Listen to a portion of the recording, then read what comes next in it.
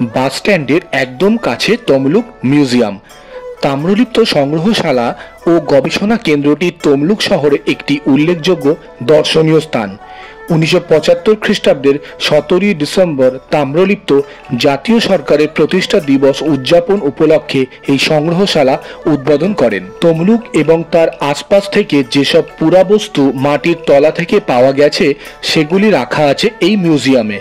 তমলুক থেকে 14 থেকে 15 কিলোমিটার দূরে রূপনারায়ণের তীরবর্তী নাটশাল অঞ্চল থেকে প্রস্তর যুগের বহু পুরাবস্তু আবিষ্কৃত হয়েছে। এগুলিরও স্থান আছে এই মিউজিয়ামে। এই মিউজিয়ামে রাখা আছে আদিম মানুষের ব্যবহৃত প্রস্তরীভূত হাড়, পাথরের অস্ত্রশস্ত্র, হরিণের শিংয়ের ওপর খোদাই করা নকশাযুক্ত আসবাবপত্র, তামা ও হাড়ের অস্ত্রশস্ত্র, পোড়ামাটির মূর্তি, প্রাচীন তাম্রপট্ট।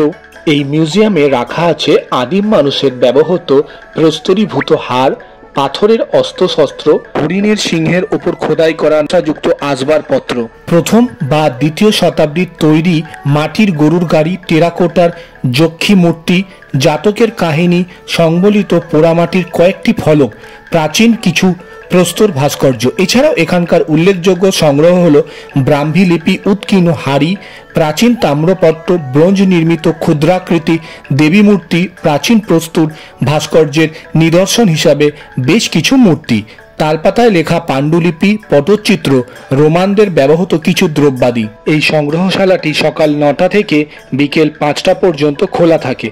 শুক্রবার বন্ধ থাকে। কোনো প্রবেশ মূল্য নেই। কেমন লাগলো আমাদের এই সংক্ষিপ্ত তথ্যটি? যদি আপনাদের কোনো মতামত থাকে তাহলে অবশ্যই কমেন্ট করে জানাতে ভুলবেন না। দেখা হবে পরের এক নতুন এপিসোডে। ভালো থাকবেন।